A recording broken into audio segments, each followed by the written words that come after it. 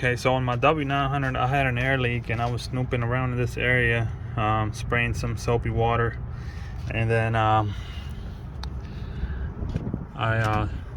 sprayed some water on here and I was just touching stuff, and then by mistake I hit this rod here and it fell like that, and I was like, whoa. So I looked at it and it was worn out, and so I removed the part, took it to the dealer. They didn't have it. Went to 5 different truck stops and 3 different hardware stores. They didn't have it, and I ended up going to this one special nuts and bolt shop. They had it, and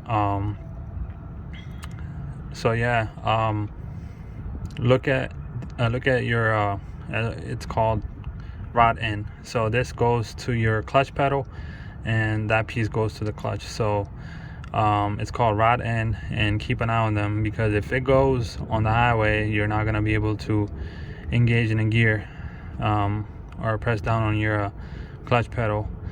So luckily I got lucky and found some, and they come in left hand thread and right hand thread. So this is right hand thread, which is the usual thread, and it's some people call it ball joint, and it just doesn't have a name for it. So keep an eye on it.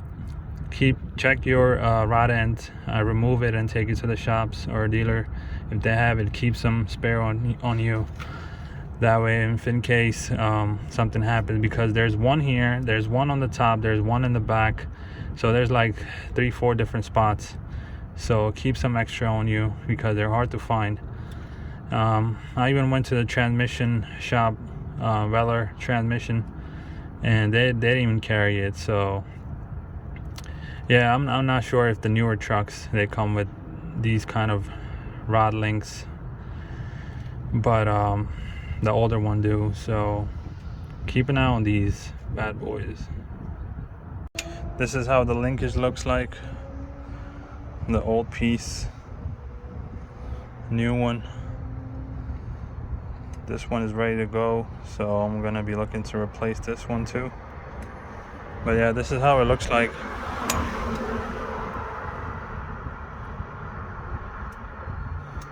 Get them changed before you get stranded on the side of the road. Okay, one more thing. Mark your threads so that way your clutch adjustment stays the same.